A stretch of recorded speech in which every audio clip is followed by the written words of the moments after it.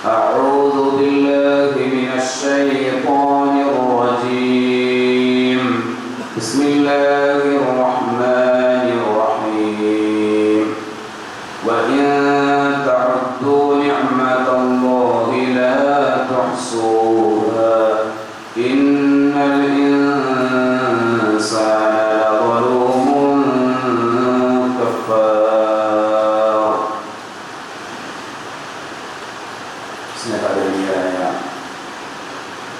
സത്യവിശ്വാസികളെ, അല്ലാഹുവിൻ്റെയും അവൻ്റെ പ്രവാചകന്റെയും നിയമങ്ങളും നിയമ നിർദ്ദേശങ്ങളും ജീവിതത്തിൻ്റെ രഹസ്യ പരസ്യ മേഖലകളിൽ കഴിവിൻ്റെ പരമാവധി സൂക്ഷിച്ചുകൊണ്ട് യഥാർത്ഥ മുത്തഖീങ്ങളായി ജീവിച്ചു മരിക്കാൻ അങ്ങേയറ്റം പരിശ്രമിക്കണേ എന്ന് എന്നോടും നിങ്ങളോടും വസിയ്യത്ത് ചെയ്യുകയാണ്, ഉപദേശിക്കുകയാണ് സർവശക്തൻ തൗഫീഖ് ചെയ്യുമാറാകട്ടെ. സഹോദരങ്ങളെ, അല്ലാഹുവിൻ്റെ എണ്ണമറ്റ അനുഗ്രഹങ്ങൾ പൂജിച്ചുകൊണ്ടാണ് നമ്മളെല്ലാവരും ഇവിടെ കഴിഞ്ഞുകൂടുന്നത്. നമ്മൾ ചോദിക്കാതെ ആവശ്യപ്പെടാതെ നമുക്ക് വേണ്ടതെല്ലാം ഒരുക്കി തന്നവനാണ് നമ്മുടെ റബ്ബ്. എത്രത്തോളം എന്ന് ചോദിച്ചാൽ ഒരാൾക്കും തിട്ടപ്പെടുത്താൻ സാധിക്കാത്തത്ര മാത്രം നിഅമത്തുകൾ കൊണ്ട് പൊതിയപ്പെട്ടവരാണ് നമ്മൾ. ഞാൻ ഓതി വെച്ച വചനം വിശുദ്ധ ഖുർആൻ 14-ാം അധ്യായം സൂറ ഇബ്രാഹീമിന്റെ 34-ാമത്തെ വചനമാണ്. അതേ ആശയം ഉൾക്കൊള്ളുന്ന സൂറത്തുൽ നഹ്ൽ 16-ാം അധ്യായം 18-ാമത്തെ വചനം. ഈ രണ്ട് സ്ഥലങ്ങളിലും അല്ലാഹു സുബ്ഹാനഹു വ തആല പറയുന്നത് വഇൻ തഅദ്ദു നിഅമതല്ലാഹ്, അല്ലാഹുവിന്റെ നിഅമത്തുകൾ, അവൻ നിങ്ങൾക്ക് ചെയ്ത അനുഗ്രഹങ്ങൾ, അത് നിങ്ങൾ എണ്ണി തിട്ടപ്പെടുത്താൻ നിങ്ങൾ തീരുമാനിച്ചാൽ ലാ തുഹ്സുഹ, നിങ്ങൾക്കതിനെ ക്ലിപ്തപ്പെടുത്താൻ കഴിയുകയില്ല. എണ്ണി തിട്ടപ്പെടുത്താൻ കഴിയാത്ത അത്ര മാത്രം അനുഗ്രഹങ്ങളാണ് അല്ലാഹു സുബ്ഹാനഹു വ തആല നമുക്കെല്ലാവർക്കും ചെയ്തു തന്നിട്ടുള്ളത്. സൂറത്ത് ഇബ്രാഹീമിന്റെ 34-ാമത്തെ ആയത്തിന്റെ തുടക്കത്തിൽ അല്ലാഹു പറയുന്നത് വആതാകും മിൻ കുല്ലി മാ സഅൽതുമു വഇൻ തഅദ്ദു നിഅമതല്ലാഹി ലാ തുഹ്സുഹാ ഇന്നൽ ഇൻസാന ലദലൂമുൻ കഫാർ.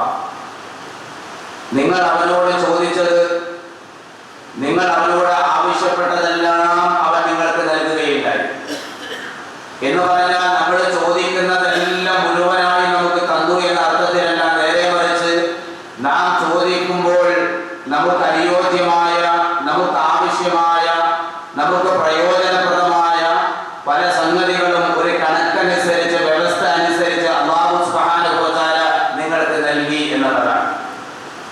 ഇവിടെ സൂറത്ത് ഇബ്രാഹീമിലും സൂറത്തുൽ നഹ്ലിലും എണ്ണി തിട്ടപ്പെടുത്താൻ കഴിയാത്ത അത്രമാത്രം അനുഗ്രഹങ്ങൾ നൽകി എന്ന് പറയുമ്പോൾ രണ്ട് സ്ഥലങ്ങളിലും ആയത്ത് അവസാനിക്കുന്നത് രണ്ട് രൂപത്തിലാണ്. സൂറത്തുൽ നഹ്ലിൽ അല്ലാഹു പറയുന്നത് വഇൻ തഅദ്ദു നിഅമതല്ലാഹി ലാ തുഹ്സുഹാ ഇന്നല്ലാഹ ലഗഫൂറുർ റഹീം. തീർച്ചയായും അല്ലാഹു ഗഫൂറുർ റഹീമുമാണ്. ഈ കണ്ട അനുഗ്രഹങ്ങളെല്ലാം നിങ്ങൾക്ക് ചെയ്തു തന്നിട്ട് നിങ്ങളിൽ എത്രമാത്രം അല്ലാഹുവിനോട് നന്ദിയുള്ള ആളുകളുണ്ട്. നിങ്ങൾ കാണിക്കുന്ന നന്ദികേടിന്റെ കാരണത്താൽ നിങ്ങളെ എങ്ങാനും പിടിക്കപ്പെട്ടാൽ, ശിക്ഷിക്കാൻ തീരുമാനിച്ചാൽ ഇവിടെ പിന്നെ ആരാണ് ബാക്കിയുണ്ടാവുക? പക്ഷേ അല്ലാഹു നിങ്ങളെ മൊത്തത്തിലായി പിടിച്ച് ശിക്ഷിക്കാൻ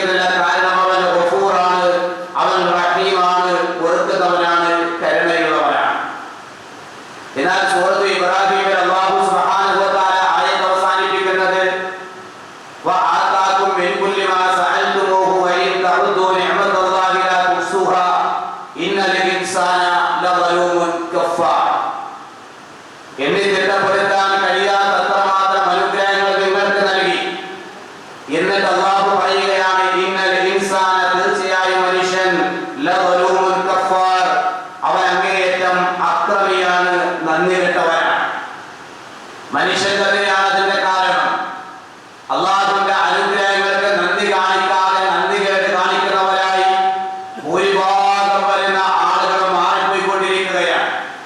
വളരെ കുറഞ്ഞ ന്യൂനപക്ഷം മാത്രമാണ് അല്ലാഹുവിന്റെ നിഅമത്തുകൾക്ക് നന്ദി കാണിക്കുന്നത്.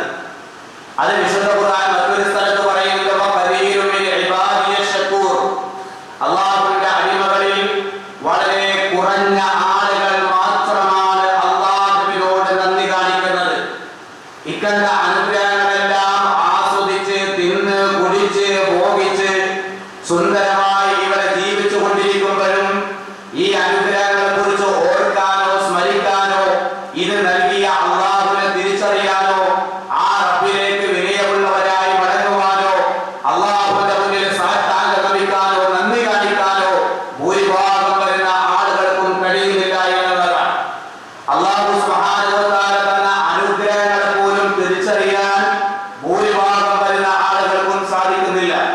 അതുകൊണ്ടാണ് മഹാനായ പ്രവാചകൻ സല്ലല്ലാഹു അലൈഹി വസല്ലമയുടെ ഒരു വചനത്തിൽ നമുക്ക് കാണാം, അവിടെ പറഞ്ഞു, ഉൻദുറു ഇലാ മൻ ഹുവ അസ്ഫല മിൻകും വലാ തൻദുറു ഇലാ മൻ ഹുവ ഫൗഖകും ഫഹുവ അജ്ദറു അല്ലാ തസ്ദറു നിഅമത്തുല്ലാഹി അലൈക്കും.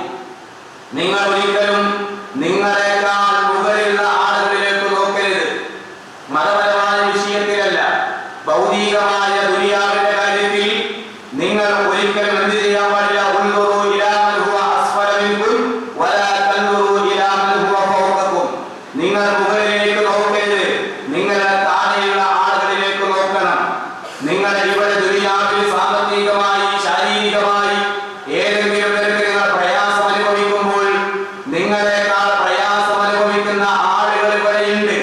അതല്ലാതെ നിങ്ങളെക്കാൾ സുന്ദരമായി സൗകര്യത്തോടെ ആഡംബരത്തോടെ ജീവിച്ചു കൊണ്ടിരിക്കുന്ന ആളുകളിലേക്ക് നിങ്ങൾ നോക്കിയാൽ അള്ളാഹു നിങ്ങൾക്ക് ചെയ്ത അനുഗ്രഹം നിങ്ങൾക്ക് തിരിച്ചറിയാൻ കഴിയില്ല. വാഹനമില്ലാത്തവൻ അവൻ എന്ത് ചെയ്യണം?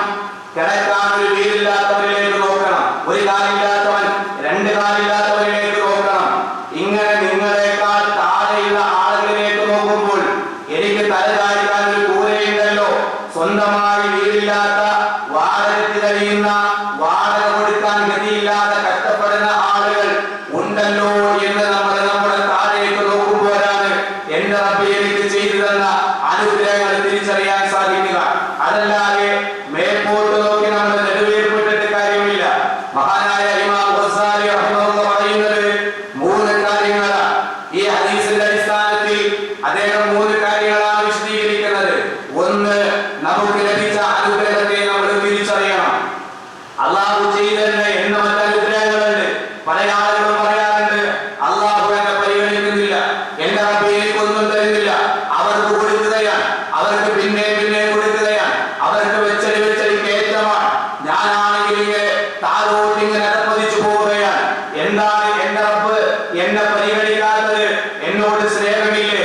എനിക്ക് ചോദിച്ചിട്ട് കിട്ടുന്നില്ലല്ലോ എന്ന പരാതി പറഞ്ഞ് ശീലിച്ചവരാണ് നമ്മിൽ ഭൂരിഭാഗം ആളുകളും.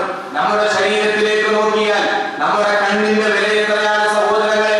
അള്ളാഹു നമുക്ക് കണ്ണ് തന്ന്, നമുക്ക് കാത് തന്ന്, നമുക്ക് കൈകാലുകൾ തന്ന്, നമുക്ക് ഹൃദയം തന്ന്, നമുക്ക് ജീവൻ തന്നു, വായു തന്നു, വെള്ളം തന്നു, ആഹാരം തന്നു, നമുക്ക് വേണ്ടതെല്ലാം നമുക്ക് ഒരുക്കി തന്നു. ഒരാൾ വന്നിട്ട് പറയുകയാണ്, ഞാൻ നിങ്ങൾക്ക് 10 ലക്ഷം രൂപ തരാമെന്ന് പറഞ്ഞാൽ നമ്മുടെ 2 കണ്ണുകൾ അതിങ്ങനെ എടുത്തു കൊടുക്കാൻ നമ്മൾ തയ്യാറാകുമോ? ഇല്ല. 10 ലക്ഷം രൂപ തരാമെന്ന് പറഞ്ഞാൽ നമ്മുടെ 2 കൈ മുറിച്ചു കൊടുക്കാൻ നമ്മൾ തയ്യാറാകുമോ? ഇല്ല. നമ്മുടെ ശരീരത്തിൽ അല്ലാഹു സുബ്ഹാനഹു വ തആല സംവിധാനിച്ചു വെച്ചിട്ടുള്ള ഏർപ്പാടുകൾ എന്തൊക്കെയാണ്? കോടിക്കണക്കിന് വിലമതിക്കുന്ന ഒന്നാണ് മനുഷ്യന്റെ ശരീരം. ഇതെല്ലാം നിനക്ക്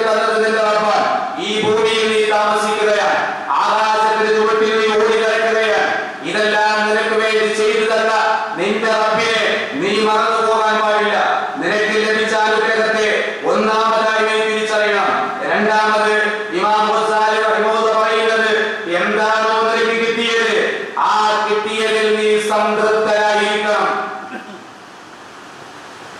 എന്താണോ നിനക്ക് കിട്ടിയത്, എന്താണോ റബ്ബ് നിനക്ക് തന്നത്, ചെറിയ ഒരു വീടാണോ, ഒരു ടൂ വീലറാണോ, അല്ലെങ്കിൽ ചെറിയ ഒരു ജോലിയാണോ, ചെറിയ ഒരു സാലറിയാണോ നിനക്ക് ലഭിക്കുന്നത്, നിനക്ക് എന്താണോ നിനക്ക് റബ്ബ് തന്നത്, അൽഹംദുലില്ലാഹ്. ഒരു ഗ്ലാസ് പച്ചവെള്ളമാണോ കുടിക്കാനുള്ളത്, അൽഹംദുലില്ലാഹ്. ഒരൽപ്പം ഭക്ഷണമാണോ കഴിക്കാൻ കിട്ടിയത്, അൽഹംദുലില്ലാഹ്. എന്താണോ നിനക്ക് കിട്ടിയത് ആ കിട്ടിയതിൽ നീ സംതൃപ്തനായിരിക്കണം. മൂന്നാമതായി പറയുകയാണ്, നിനക്ക് കിട്ടിയ അനുഗ്രഹങ്ങൾ അല്ലാഹുവിന് ഇഷ്ടമുള്ള മാർഗത്തിൽ നീ വിനിയോഗിക്കണം. അല്ലാഹു നിനക്ക് സമ്പത്ത് നൽകി, അല്ലാഹു നിനക്ക് ആരോഗ്യം നൽകി, അല്ലാഹു നിനക്ക് അറിവ് നൽകി, അല്ലാഹു നിനക്ക് മക്കളെ നൽകി. നിനക്ക് നൽകിയതെല്ലാം അല്ലാഹുവിന് ഇഷ്ടമുള്ള അവന്റെ തൃപ്തിയും പൊരുത്തവും ലഭിക്കാനുതകുന്ന മാർഗത്തിലേക്കായി മാറ്റിവെക്കാൻ നിനക്ക് കഴിയണം.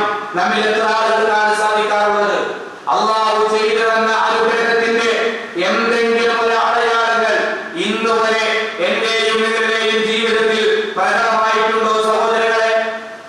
മഹാനായ ഇമാം സുഫിയാൻ സൗരി റഹിമഹുല്ലാഹ് ഹദീസ് പണ്ഡിതനാണ്, ഇറാഖിയാണ്. അദ്ദേഹം പറയുകയാണ്, ഞാൻ ഒരിക്കൽ ഇങ്ങനെ റോഡിലൂടെ നടന്നു പോകുമ്പോൾ വഴിയിൽ ഞാനൊരു മനുഷ്യനെ കണ്ടു. ഞാൻ നോക്കുമ്പോൾ ആ മനുഷ്യൻ തന്റെ നെറ്റിയിൽ ഒരു ശീല ചുറ്റിയിരിക്കുകയാണ്, ഒരു തുണി ഇങ്ങനെ ചുറ്റി വെച്ചിരിക്കുകയാണ്. ഞാൻ ആ മനുഷ്യനോട് ചോദിച്ചു, എന്താണ് നിങ്ങൾ നെറ്റിത്തടത്തിൽ ഒരു തുണി ഇങ്ങനെ നിങ്ങൾ വെച്ചിരിക്കുന്നത്? ആ മനുഷ്യൻ പറഞ്ഞു, എനിക്ക് ശാരീരികമായ ചില അസ്വസ്ഥതകളുണ്ട്, പ്രയാസങ്ങളുണ്ട്, എന്റെ ശരീരത്തിൽ നല്ല ടെമ്പറേച്ചർ ഉണ്ട്, എനിക്ക് പനിയാണ്, മറ്റു പ്രയാസങ്ങളുണ്ട്. ഒരാശ്വാസം കിട്ടാൻ വേണ്ടിയാണ് ഞാൻ ഈ തുണി നനച്ച് എന്റെ നെറ്റിയിൽ ഒട്ടിച്ചിരിക്കുന്നത്. ആ സമയത്ത് സുഫിയാൻ സൗരി എന്ന പണ്ഡിതൻ ആ മനുഷ്യനോട് ചോദിക്കുകയാണ്, നിനക്കൊരു പ്രയാസമുണ്ടായപ്പോൾ ആ പ്രയാസത്തിന്റെ അടയാളം നിന്റെ ശരീരത്തിൽ നീ പ്രകടമാക്കിയെങ്കിൽ ജീവിതത്തിൽ നിനക്ക് നിന്റെ റബ്ബ് ചെയ്തു തന്ന എന്ന മറ്റനുഗ്രഹങ്ങളുണ്ട്. ഏതെങ്കിലും ഒരു അനുഗ്രഹത്തിന്റെ അടയാളങ്ങൾ ഇന്ന് വരെ നിന്റെ ജീവിതത്തിൽ പ്രകടമായിട്ടുണ്ടോ, പ്രത്യക്ഷത്തിൽ വന്നിട്ടുണ്ടോ, നിനക്ക് പ്രകടിപ്പിക്കാൻ കഴിഞ്ഞിട്ടുണ്ടോ എന്ന് ആ പണ്ഡിതൻ രോഗിയായ ആ മനുഷ്യനോട് ചോദിക്കുകയാണ്. സഹോദരങ്ങളെ, ഈ ചോദ്യം ഞാൻ നിങ്ങൾ ചോദിക്കേണ്ടത് നമ്മളോട് തന്നെയാണ്. എന്റെ റബ്ബ് എനിക്ക് നൽകിയ അനുഗ്രഹങ്ങൾ എന്താണ് ഞാൻ തിരിച്ചറിഞ്ഞത്, അതിന്റെ എന്തടയാളമാണ് എന്റെ ജീവിതത്തിൽ ഉണ്ടായത്? മഹാനായ പ്രവാചകൻ സല്ലല്ലാഹു അലൈഹി വസല്ലമയുടെ കാലിൽ നീര് കെട്ടുകയാണ്. ചോദിക്കപ്പെടുകയാണ്, എന്ത് പറ്റി പ്രവാചകരെ? രാത്രി സുദീർഘമായി നിന്നെ നമസ്കരിച്ചതിന്റെ പേരിൽ, അല്ലാഹുവിന് സുജൂദ് ചെയ്തതിന്റെ പേരിൽ, അല്ലാഹുവിന്റെ മുന്നിൽ സുദീർഘമായ ഖിയാമത്ത് നിർവഹിച്ചതിന്റെ പേരിൽ പ്രവാചകന്റെ കാലിൽ നീര് കെട്ടുകയാണ്. അല്ലാഹുവിനോടുള്ള നന്ദി പ്രകടനത്തിന്റെ അടയാളം പ്രവാചകന്റെ ശരീരത്തിൽ തെളിഞ്ഞു വരികയാണ്, പൊന്തി വരികയാണ്. ആയിഷ ബീവി ചോദിക്കുകയാണ്, അല്ലയോ പ്രവാചകരെ, സ്വർഗ്ഗം ഉറപ്പാക്കപ്പെട്ട വ്യക്തിയല്ലേ, അങ്ങെന്തിനാണ് ഇത്രയേറെ കഷ്ടത അനുഭവിക്കുന്നത്? ആ സമയത്ത് പ്രവാചകൻ സല്ലല്ലാഹു അലൈഹി വസല്ലം നൽകിയ മറുപടിയുണ്ട്, അഫലാ അകൂന അബ്ദൻ ശകൂറാ. എന്റെ റബ്ബിനോട് നന്ദിയുള്ള ഒരു അടിമയായി എനിക്ക് മാറണ്ടേ എന്നാണ്. അല്ലാഹുവിനോട് നന്ദി കാണിക്കുക, അവൻ നൽകിയ അനുഗ്രഹത്തെ നിങ്ങൾ തിരിച്ചറിയുക. വിശുദ്ധ ഖുർആൻ പറയുകയാണ്, വഇൻ തഅല്ലന റബ്ബുക്കും, നിങ്ങളുടെ രക്ഷിതാവിന്റെ പ്രഖ്യാപനം, നിങ്ങളുടെ റബ്ബിന്റെ അറിയിപ്പ്, നിങ്ങളുടെ നാഥൻ നടത്തിയ വിളംബരം, ലൈൻ ശകർതും ലഅസീദനകും, നിങ്ങൾ അവനോട് നന്ദി കാണിച്ചാൽ അവൻ നിങ്ങൾക്ക് അനുഗ്രഹങ്ങൾ പിന്നെയും പിന്നെയും വർദ്ധിപ്പിച്ചു തരുന്നതാണ്. ഇനിയോ വലഇൻ കഫർതും, നിങ്ങൾ അവനോട് നന്ദി കാണിച്ചാൽ അല്ലാഹുവിന് ഒന്നും സംഭവിക്കാനില്ല. ഇന്ന അദാബി ലശദീദ്, നിങ്ങൾ മനസ്സിലാക്കണം, തീർച്ചയായും എന്റെ റബ്ബിന്റെ അദാബ്, ശിക്ഷ അതികഠിനമാണ്.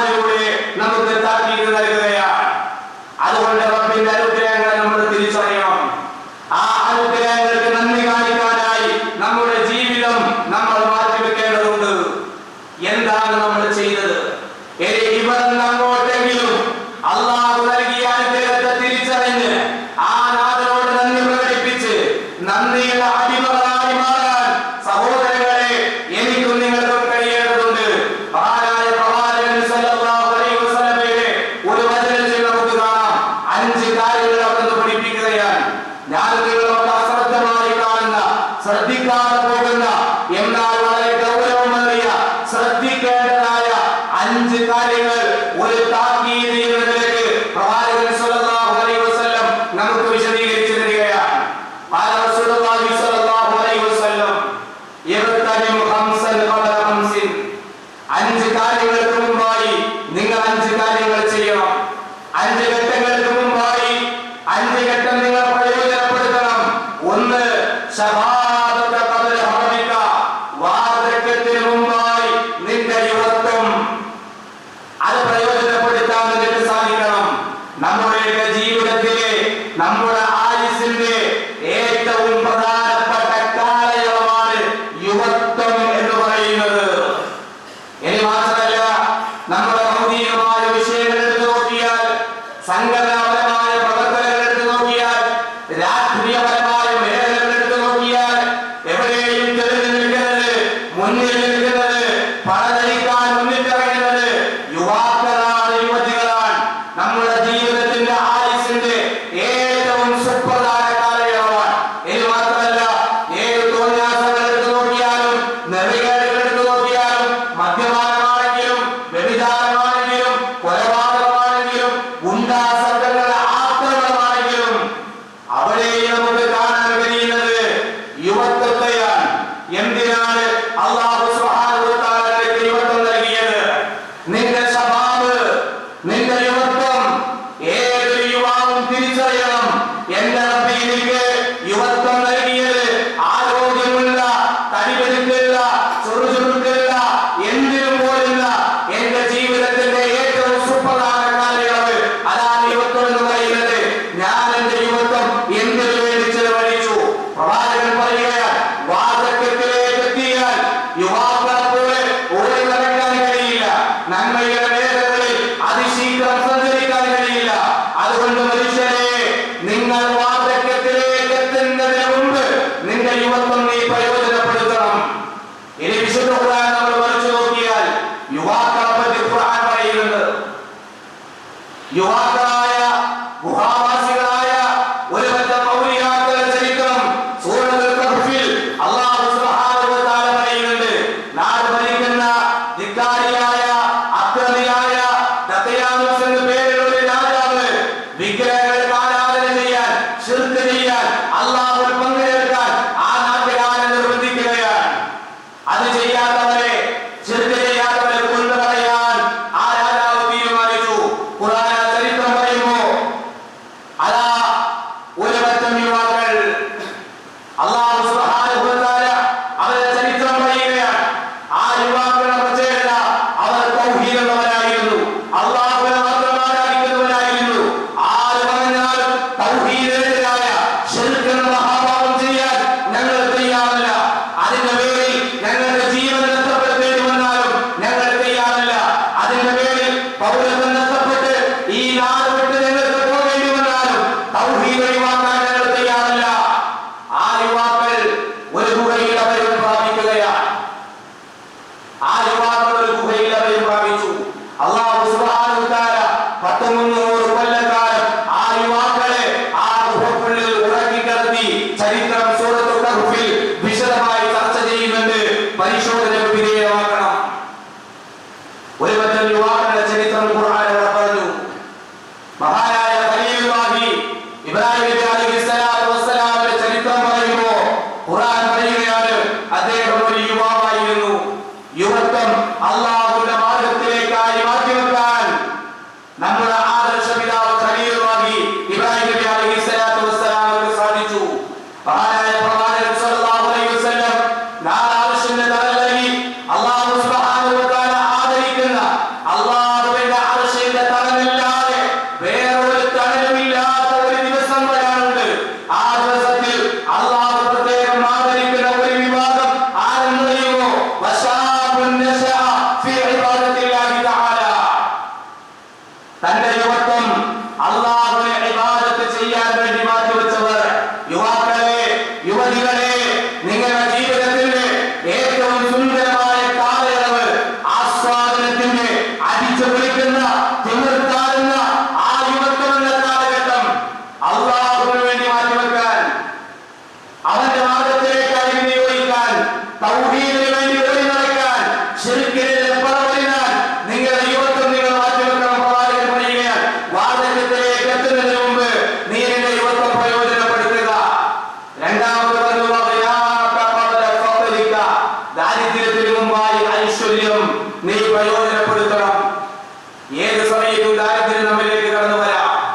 ഇന്നുള്ളവർ നാളെ ഇല്ലാത്തവരായി മാറിയേക്കാം.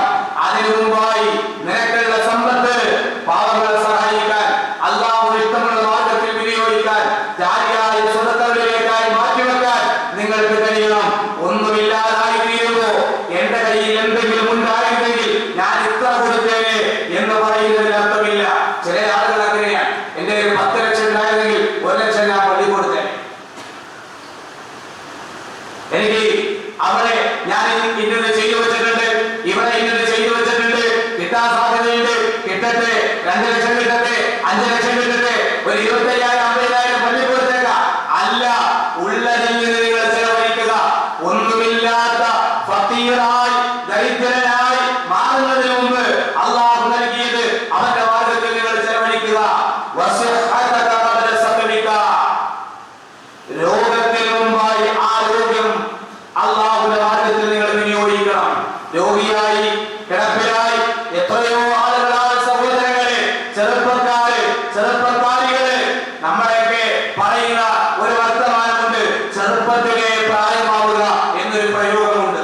എന്താ പറഞ്ഞതിന്റെ മുന്നിൽ വളരെ ചെറിയ പ്രായത്തിൽ തന്നെ വാർദ്ധക്യ സഹജമായ രോഗങ്ങൾ കൊണ്ട് ബുദ്ധിമുട്ടുന്ന കിടപ്പിലായി പോയ ഒരുപാട് ചെറുപ്പക്കാരുടെ രോഗാവസ്ഥ ചരിത്രം നമുക്കറിയാം. വളരെ ചെറുപ്പത്തിലെ അവർ കിടപ്പിലായി പോയി.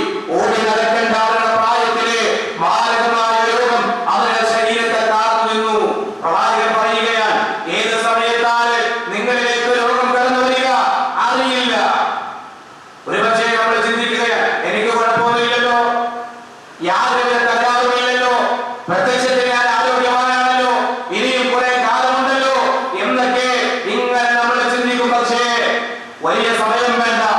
ഇന്നലെ എന്റെ സുഹൃത്ത് വന്ന് പറഞ്ഞത്, അദ്ദേഹത്തിന്റെ കൂട്ടുകാരൻ, ഒരു ചെറുപ്പക്കാരൻ, 24 വയസ്സ് മാത്രം പ്രായമുള്ള ഒരു ചെറുപ്പക്കാരൻ, കല്യാണം കഴിഞ്ഞു, ഒരു വീട് പണിയണം എന്ന വലിയ ആഗ്രഹത്തോടുകൂടി തന്നെ വിദേശത്തേക്ക് ജോലി ആവശ്യാർത്ഥം അദ്ദേഹം പോയി.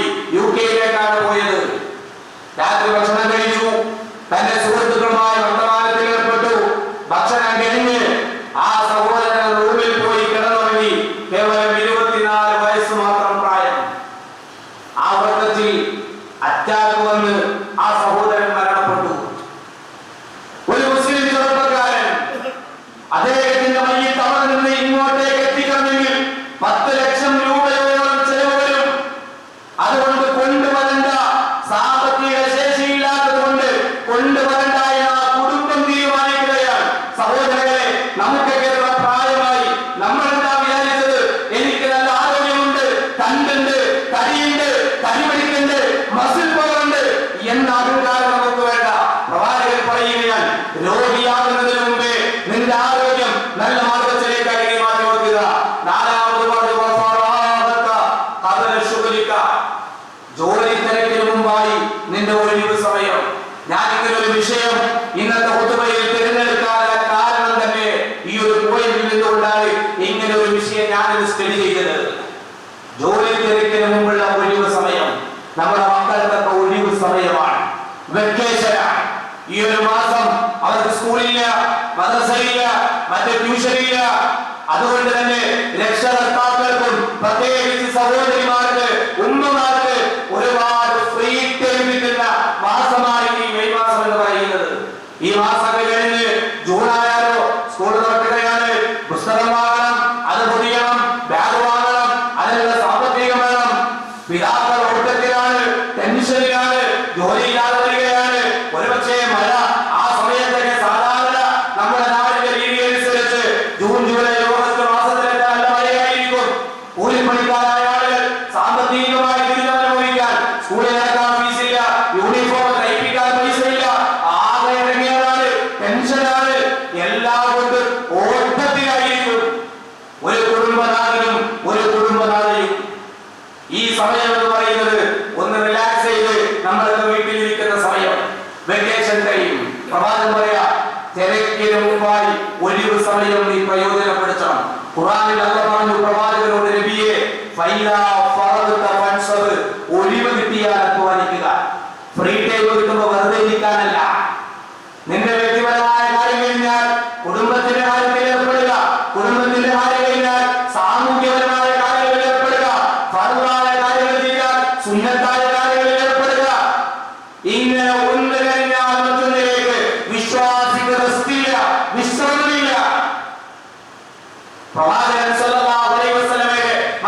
ഹദീസിൽ കാണാം നിഅമതാനി, രണ്ട് നിഅമത്തുകൾ മഖ്ബൂലുൻ ഫീഹിമാ കസീറുൻ മിനന്നാസ്, മനുഷ്യരിൽ മിക്ക ആളുകളും ഭൂരിഭാഗം ആളുകളും ഈ രണ്ട് അനുഗ്രഹങ്ങളെ അവഗണിക്കുന്നവരാണ്, അതല്ലെങ്കിൽ അതിനെക്കുറിച്ച് അശ്രദ്ധരാണ്, അവർ അതിനെ പരിഗണിക്കാറില്ല. ആ രണ്ട് നിഅമത്തുകൾ ഏതൊക്കെയെന്ന് അറിയോ? പ്രവാചകൻ പറഞ്ഞത് അസ്സിഹ്ഹതു, ഒന്ന് ആരോഗ്യമാണ്, മറ്റൊന്ന് വൽ ഫറാഗ്, ഒഴിവ് സമയമാണ്. ശരിയല്ലേ പറഞ്ഞത്? ഭൂരിഭാഗം ആളുകളും നഷ്ടപ്പെടുത്തുന്ന രണ്ട് നിഅമത്ത്. ആരോഗ്യമുള്ളപ്പോ അതിന്റെ വില അറിയില്ല, രോഗിയാകുമ്പോ കരഞ്ഞിട്ട് കാര്യമില്ല, കണ്ണീരൊലിപ്പിച്ചിട്ട് കാര്യമില്ല, കിടപ്പിലായി പോകുമ്പോ എനിക്കൊന്ന് രോഗം മാറി എഴുന്നേറ്റ് നടക്കാൻ കഴിഞ്ഞിരുന്നെങ്കിൽ ഒരു ഉമ്മ ചെയ്യാമായിരുന്നു, പള്ളിയിൽ പോയി ജമാഅത്തിൽ പങ്കെടുക്കാമായിരുന്നു, ഐസിയുവിൽ കിടക്കുക പറഞ്ഞിട്ട് കാര്യമില്ല. ആരോഗ്യത്തെ തിരിച്ചറിയണം. അല്ലാഹ് തന്ന വലിയൊരു നിഅമത്താണത്. അതുപോലെ നിങ്ങൾക്ക് കിട്ടുന്ന ഒഴിവ് സമയം നഷ്ടപ്പെടുത്താൻ പാടില്ല. അത് മാക്സിമം നിങ്ങൾ നന്മയ്ക്ക് വേണ്ടി പ്രയോജനപ്പെടുത്തണം. അഞ്ചാമതായി അവിടുന്ന് പറഞ്ഞു വഹയാതക ഖബല മൗതിക, മരണത്തിന് മുമ്പായി ജീവിതം. എപ്പോ എങ്ങനെ മരണം എവിടെ വെച്ച് കടന്നു വരും അറിയില്ല. വീട്ടിലാണോ, നാട്ടിലാണോ, വിദേശത്താണോ, യാത്രയിലാണോ, അതല്ലെങ്കിൽ ഫ്ലൈറ്റിൽ സഞ്ചരിക്കുമ്പോഴാണോ, അതല്ലെങ്കിൽ കുളിക്കാനിറങ്ങിയ സമയത്താണോ, അതല്ലെങ്കിൽ ബാത്റൂമിൽ തലയിറങ്ങി വീണിട്ടാണോ, അതല്ലെങ്കിൽ ഉറക്കത്തിലുള്ള കൂടെ കിടന്ന ഭാര്യ പോലും അറിയാതെ സൈലന്റ് അറ്റാക്കാണോ? മരണത്തിലും രോഗത്തിലൊന്നും പ്രായ വ്യത്യാസമില്ല സഹോദരങ്ങളെ, എപ്പോ വേണമെങ്കിലും കടന്നു വരാം. അതുകൊണ്ട് അല്ലാഹു തന്ന ജീവിതം, അല്ലാഹു തന്ന ആയുസ്, അത് മാക്സിമം നിങ്ങൾ പ്രയോജനപ്പെടുത്തണം, നഷ്ടപ്പെടുത്തരുത്. കാരണം നാളെ റബ്ബിന്റെ കോടതിയിൽ ചോദ്യമുണ്ട്. ലാ തസൂലു ഖദമ ബിനി ആദമ യൗമൽ ഖിയാമത്തി ഹത്താ യുസഅല അൻ ഖംസിൻ അൻ ഉംരിഹി ഫീമാ അഫ്നാ വഅൻ ശബാബിഹി ഫീമാ അബ്ലാ വഅൻ മാലിഹി മിൻ അയ്ന ഇക്തസബഹു വഫീമാ അൻഫഖഹു വമാദാ അമില ഫീമാ അലിമ. അഞ്ച് കാര്യങ്ങളാണ്, വിശദീകരിക്കാൻ സമയമില്ല. ആദ്യം പറഞ്ഞ ഹദീസിനോട് ഒത്തുവരുന്ന ആശയമാണ്. അതുകൊണ്ട് ഇത് രണ്ടും കണക്റ്റഡാണ്. അതിനോട് ആഡ് ചെയ്തുകൊണ്ട് ഈ ഹദീസ് കൂടി നമ്മൾ മനസ്സിലാക്കണം. പ്രവാചകൻ പറയുന്നത് ആദമിന്റെ മക്കൾക്ക് അവരുടെ കാലുകൾ ചലിപ്പിക്കാൻ കഴിയില്ല. പരലോക വിചാരണയുടെ കോടതിയിൽ 5 ചോദ്യങ്ങൾ നേരിട്ടിട്ടല്ലാതെ. ഒന്നാമത്തെ ആയുസ്സാണ്, എന്തിൽ വിനിയോഗിച്ചു. രണ്ടാമത്തേത് അവന്റെ സമ്പത്താണ്, അവന്റെ യുവത്വമാണ്, ആ യുവത്വം എന്തിൽ ചെലവഴിച്ചു. 3 4 സാമ്പത്തികമാണ്, എവിടെ നിന്ന് സമ്പാദിച്ചു, എവിടെ ചെലവഴിച്ചു. അഞ്ചാമത്തേത് അറിഞ്ഞത് കൊണ്ട് എന്ത് പ്രവർത്തിച്ചു. ഒത്തുവ കേട്ടിട്ട് കാര്യമില്ല, ഖുർആൻ ക്ലാസ്സിൽ വന്നിരുന്നിട്ട് കാര്യമില്ല. ആ കേൾക്കുന്ന കാര്യങ്ങൾ കൊണ്ട് ജീവിതത്തിൽ എന്ത് മാറ്റമുണ്ടായി. ഇങ്ങനെ 5 ചോദ്യങ്ങൾ പരലോകത്ത് നേരിടേണ്ടവരാണ് നമ്മളെല്ലാവരും. അതുകൊണ്ട് ജീവിതത്തെ ശുദ്ധീകരിക്കുക, അല്ലാഹുവിനെ ഭയപ്പെടുക, അവനോട് നന്ദിയുള്ളവരായി മാറുക, അവന്റെ അനുഗ്രഹത്തെ തിരിച്ചറിയുക, ആ അനുഗ്രഹത്തെ അല്ലാഹുവിനോട് നന്ദി കാണിക്കുക. ഇനിയും അല്ലാഹുവിന്റെ അനുഗ്രഹം ആവശ്യമുള്ളവരാണ് നമ്മളെല്ലാവരും. ഈ ആവശ്യങ്ങളെല്ലാം പൂർത്തീകരിച്ചു തരാൻ കഴിവുള്ളവർ അല്ലാഹു റബ്ബുൽ ഇസ്സത്ത് മാത്രമാണ്. അതുകൊണ്ട് നമ്മുടെ പ്രാർത്ഥനകളും തേട്ടങ്ങളും അവനോട് മാത്രമായിരിക്കണം. അല്ലാഹു അനുഗ്രഹിക്കുമാറാകട്ടെ.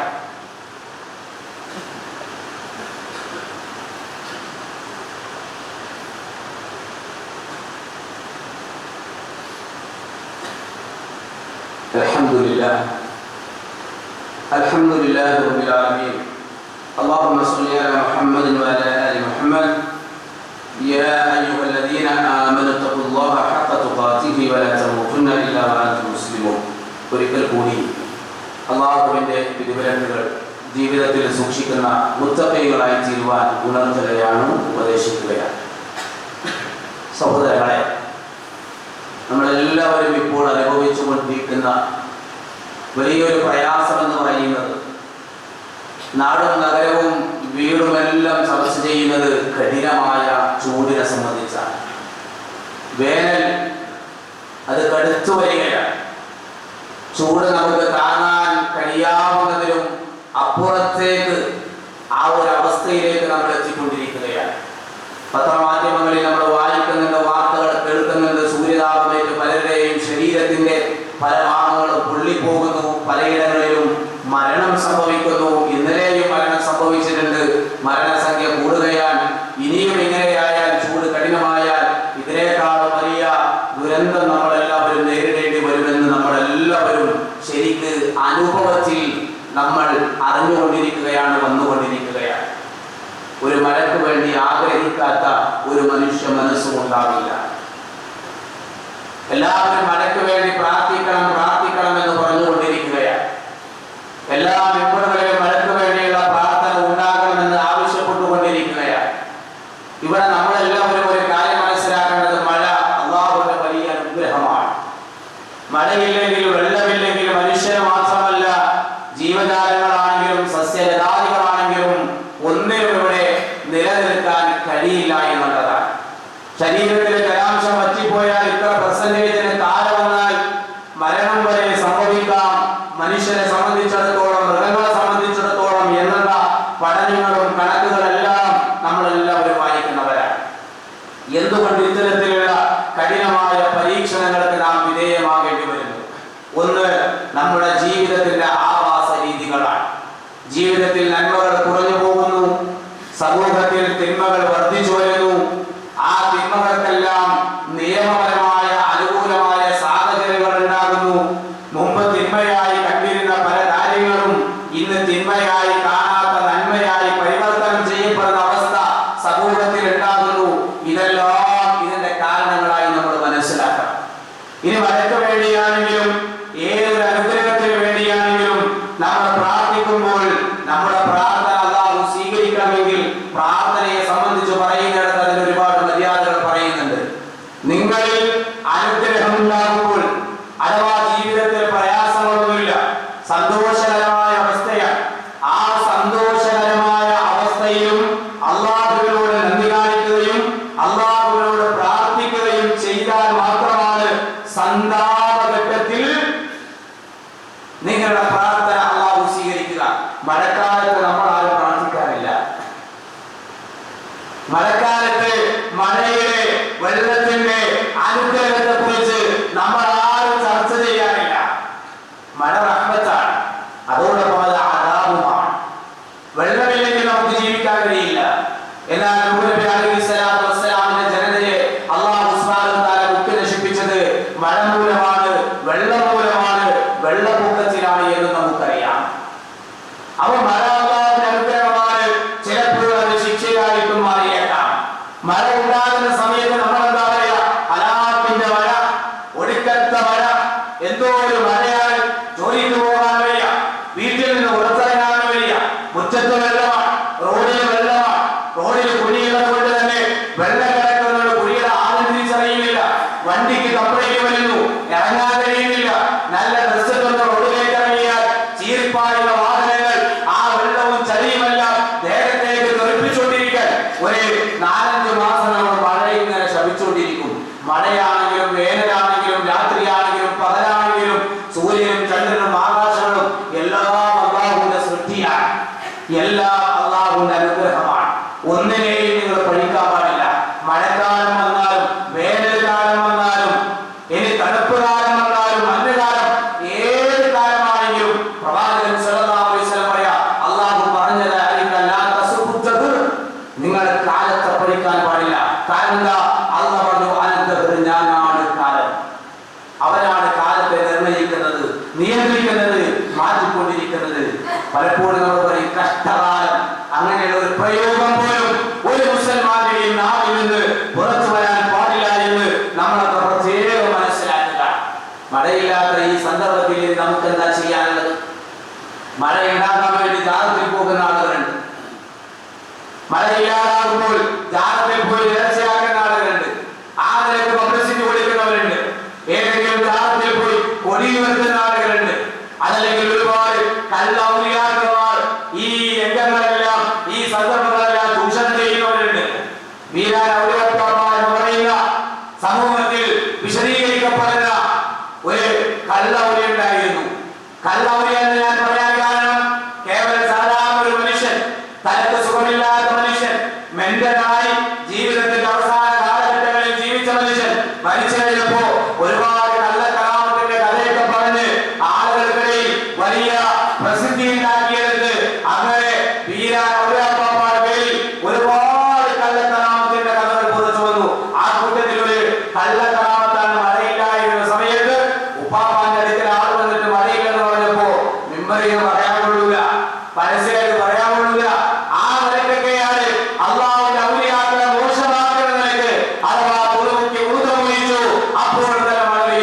എന്തൊക്കെയാണ്? മഴ കിട്ടാൻ വേണ്ടി ഖുത്ബിയത്തിന്റെ വരികളിൽ പറയുന്നത് മുഹദ്ദി ശൈഖിനെ കുറിച്ച് പറയുന്നത് എന്താണെന്നറിയോ? മുഹദ്ദി ശൈഖിനെ കുറിച്ച് പറയുന്നത് ആകാശ ലോകത്തും ഭൂമി ലോകത്തുമുള്ളവർക്ക് ഉപകാരപ്രദമായ മഴയും വെള്ളവും അരുവിയും ഒരുക്കുന്ന മഹാനെ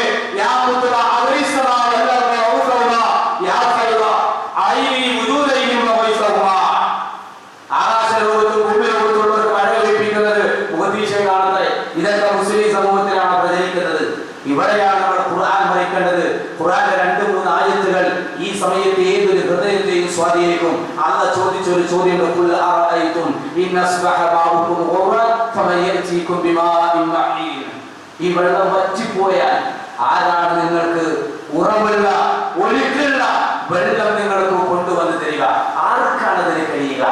വീണ്ടും ഖുർആൻ ചോദിക്കുന്നുണ്ട്, അഫറഅയ്തുൽ മാഅല്ലദീ തശ്റബൂൻ. കുടിക്കുന്ന വെള്ളത്തെ പറ്റി നിങ്ങൾ ചിന്തിച്ചു നോക്കിയിട്ടുണ്ടോ? ആർക്ക് മനസ്സിലാക്കുമോൽ മുസ്ലി അന്നഹുൽ മുൻസിലൂൻ.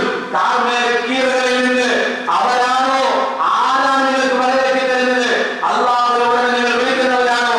അതെല്ലാം നാമാണോ എന്ന് അല്ലാഹു സുബ്ഹാനഹു വ തആല അവരുടെ ഖുർആനിലൂടെ ചോദിക്കുകയാണ്. വെള്ളം ഇല്ലാതാകുമ്പോൾ മാത്രം അല്ലാഹു ഒട്ടാ പോരാ, വെള്ളം കുടിക്കുമ്പോഴും അൽഹംദുലില്ലാഹ് എന്ന് പറയാൻ മഴക്കാലത്ത് നമുക്ക് സാധിക്കണം. പ്രവാചകൻ സല്ലല്ലാഹു അലൈഹി വസല്ലം കാലഘട്ടത്തിൽ മഴയുണ്ടായില്ല, ദിവസങ്ങളോളം മഴയില്ല, കടുത്ത വരൾച്ച. പ്രവാചകൻ വെള്ളിയാഴ്ച മിമ്പറിൽ നിന്ന് ഖുതുബ പറയാ, ഇതുപോലൊരു ദിവസം ഇതുപോലൊരു സമയം ഒരു ആള് വന്നിട്ട് പ്രവാചകനോട് സങ്കടം പറഞ്ഞു. ഖുതുബ നിർവഹിക്കുന്നതിനിടയിൽ നബിയെ മഴയില്ല, കന്നുകാലികൾ ചത്തുപോകുന്നു, ആകെ പ്രയാസത്തിലാണ്. നബി സല്ലല്ലാഹു അലൈഹി വസല്ലം മിമ്പറിൽ നിന്ന് കൈകൾ ഉയർത്തി തന്റെ കക്ഷത്തിന്റെ വെളുപ്പ് പുറത്തു കാണാവുന്ന രൂപത്തിൽ കൈകൾ ഉയർത്തി പ്രവാചകൻ പ്രാർത്ഥിച്ചു, അല്ലാഹുമ്മ അഗ്ഫിനാ, അല്ലാഹുമ്മ അഗ്ഫിനാ, അല്ലാഹുമ്മ അഗ്ഫിനാ. നല്ല ശക്തമായ വെയിലുള്ള സമയം, കൊടും വേനൽ, പ്രവാചകൻ പ്രാർത്ഥിച്ചു. അല്ലാഹു സുബ്ഹാനഹു വ തആല പ്രാർത്ഥന സ്വീകരിച്ചു. മിമ്പറിൽ നിന്ന് ഇറങ്ങി പ്രവാചകന്റെ സ്വഹാബത്ത് വീട്ടിലേക്ക് പോകുമ്പോൾ മഴത്തുള്ളികൾ അവരുടെ ശരീരത്തിൽ വീണിരുന്നു എന്ന് നമുക്ക് കാണാൻ സാധിക്കും. വ്യത്യസ്തമായ പ്രാർത്ഥനകൾ നമുക്ക് കാണാം. അല്ലാഹുമ്മ സ്ഖിനാ ഗൈസൻ മുഗീസൻ മരീഅൻ മരീഅൻ നാഫിഅൻ ഗൈറ ളാലിൻ ആദിൻ ഗൈറ അജൽ. അല്ലാഹുവേ, ഞങ്ങൾക്ക് നീ വെള്ളം നൽകണേ, ഞങ്ങളെ കുടിപ്പിക്കണേ, ഞങ്ങൾക്ക് മഴ നൽകണേ, അതുപോലെ ഞങ്ങളെ സഹായിക്കണേ, ഉപകാരപ്രദമായ മഴ നൽകണേ, ഉപദ്രവമില്ലാത്ത നിലയ്ക്ക് നല്ല ഒരു മഴ ഞങ്ങൾക്ക് നൽകണേ എന്നൊക്കെ പ്രവാചകൻ സല്ലല്ലാഹു അലൈഹി വസല്ലം പ്രാർത്ഥിച്ചതായി നമുക്ക് കാണാൻ സാധിക്കും. മാത്രമല്ല, മഴ കിട്ടിയാലോ അല്ലാഹുമ്മ സ്വയ്യിബൻ നാഫിഅ, അല്ലാഹുവേ ഈ മഴയെ ഞങ്ങൾക്ക് നീ പ്രയോജനമുള്ളതാക്കണേ. മറ്റൊരു റിപ്പോർട്ടിൽ കാണാം, മഴ കിട്ടിയപ്പോൾ പ്രവാചകൻ പറഞ്ഞു, മുദ്ദിറനാ ബിഫദ്ലില്ലാഹി വ റഹ്മതിഹി, അല്ലാഹുവേ നിന്റെ ഫദ്ൽ കൊണ്ടും റഹ്മത്തും കൊണ്ടുമാണ് ഞങ്ങൾക്ക് മഴ ലഭിച്ചത് എന്നൊക്കെ മഴ കിട്ടിയപ്പോൾ അല്ലാഹുവിനോട് നന്ദി പ്രകടിപ്പിച്ചുകൊണ്ട് നബി സല്ലല്ലാഹു അലൈഹി വസല്ലം പ്രാർത്ഥിച്ചതായൊക്കെ നമുക്ക് കാണാൻ സാധിക്കും. അതുകൊണ്ട് സഹോദരങ്ങളെ, ഈ സമയത്ത് നമുക്ക് ചെയ്യാനുള്ളത് റബ്ബിനോട് പ്രാർത്ഥിക്കലാണ്. മഴ പെയ്യിപ്പിക്കുന്നവൻ അല്ലാഹുവാണ്. അല്ലാഹുവിനെ കൊണ്ടല്ലാതെ വേറെ ഒരാളെ കൊണ്ടും അതിന് കഴിയില്ല. അതുകൊണ്ട് നമ്മുടെ തേട്ടങ്ങൾ മുഴുവൻ അല്ലാഹുവിനോട് മാത്രമായിരിക്കണം എന്ന വസിയത്തോടു കൂടി അത് മനസ്സിലാക്കി ഈ വിഷയത്തിന്റെ ഗൗരവം തിരിച്ചറിഞ്ഞ് ഞാൻ എന്റെ ജീവിതത്തിൽ അനുഭവിക്കുന്ന ചെറുതും വലുതുമായ ഏത് നിയമത്തും എനിക്ക് തന്നത് എന്റെ റബ്ബാണ്. എനിക്ക് തരാൻ കഴിവുള്ളവരും എന്റെ റബ്ബാണ്. അതുകൊണ്ട് എന്റെ പ്രാർത്ഥന കേട്ടം റബ്ബിനോട് മാത്രമായിരിക്കും എന്ന് മനസ്സിൽ ഉറപ്പിച്ച് പ്രതിജ്ഞ ചെയ്തുകൊണ്ട് നാം തിരിച്ചു പോവുക. അല്ലാഹു തൗഫീഖ് ചെയ്യുമാറാകട്ടെ.